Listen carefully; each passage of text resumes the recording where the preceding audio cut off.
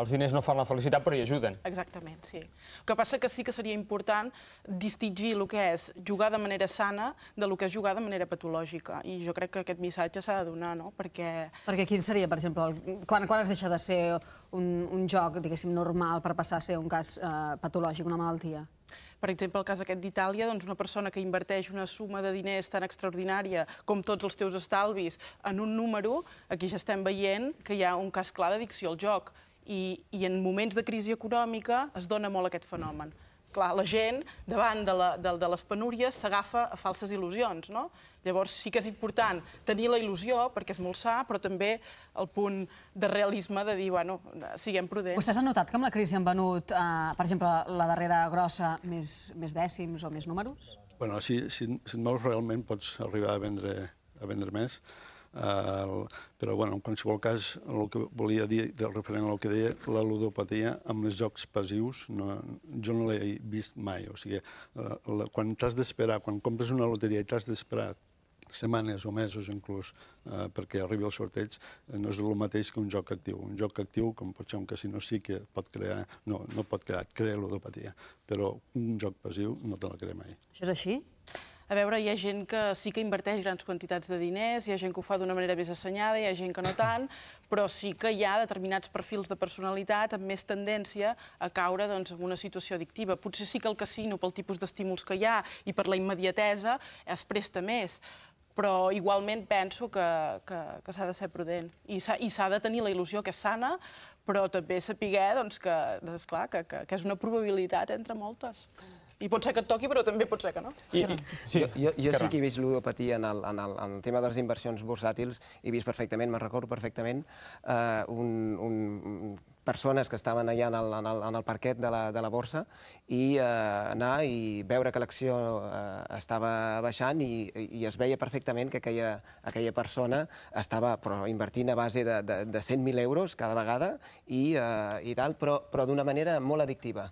Hi ha una pregunta que els volia fer a tots dos, Clara, Kernan. El fet que et toqui la loteria, un somni fet realitat, es pot convertir en un malson? Ja sigui perquè fas una mala inversió, pel que sigui psicològicament, es pot convertir també en un malson?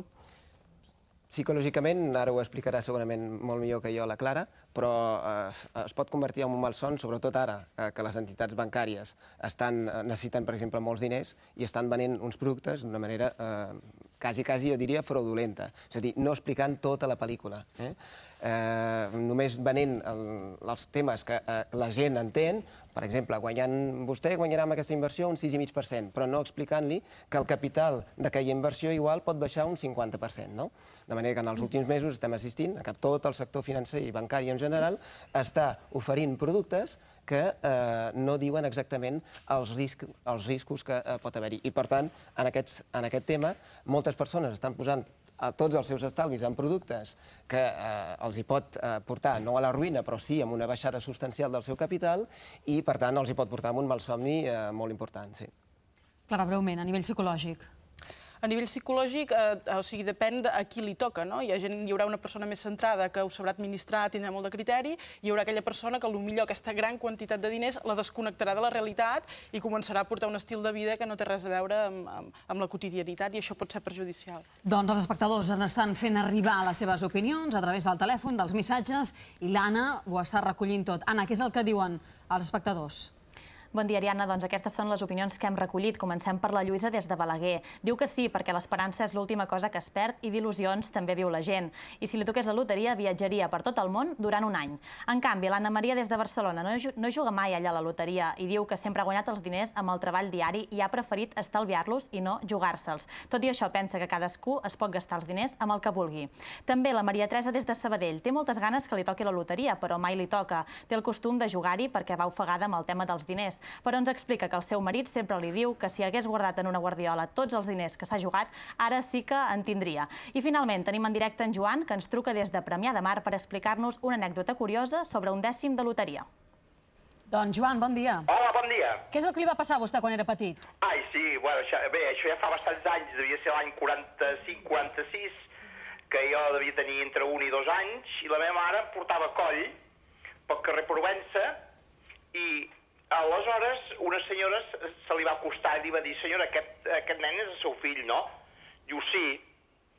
Doncs miri, aquí davant hi ha una administració de loteria, concretament és l'administració de loteria que deien de les Corts, que encara hi és, al carrer Provença entre Urgell i Villarroel. I la meva mare li va dir, i què? Diu, entri i que el nen agafi un dècim que li tocarà. Diu, senyora, això com ho sap vostè? Diu, és que li veig l'aura. I la meva mare amb això era bastant incrèdula. Però s'ho va pensar i va fer de l'esforç, perquè en aquella època crec que valia 25 pessetes al dècim, i va entrar a la loteria, em van fer tocar o agafar un número, evidentment no me'n recordo, jo sé que m'ho havien explicat, i va tocar un pessic. Va tocar? Sí. I quan li va tocar? Perquè va tocar.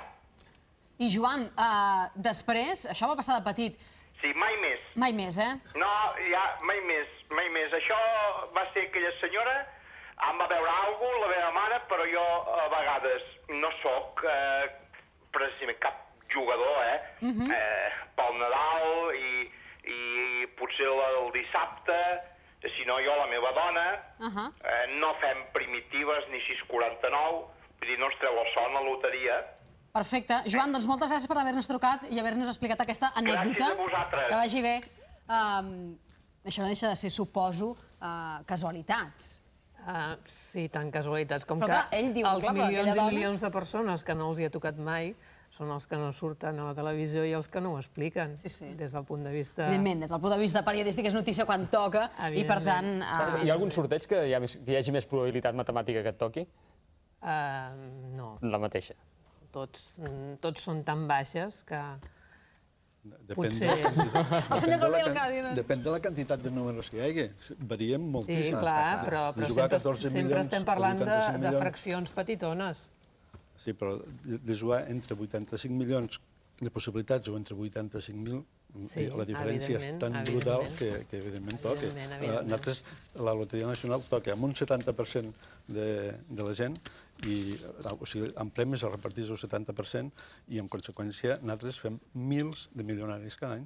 No, però està clar, però te'n recordes, Xavi, Breument, breument, Carnan.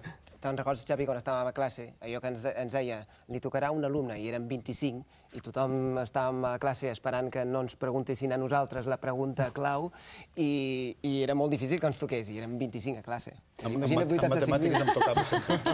El que està clar és que és difícil, però la loteria toca i ara a Itàlia estan pendents d'aquest pot de 140 milions d'euros. Ho comentàvem, hi ha gent que s'està desplaçant des d'Alemanya, des de França, des d'Àustria per comprar números d'aquesta loteria i ja veurem què passa. No sé exactament quan és el pròxim sorteig, però tothom està pendent d'aquests 140 milions d'euros que està pendent de repartir la loteria italiana. N'hem parlat avui als matins.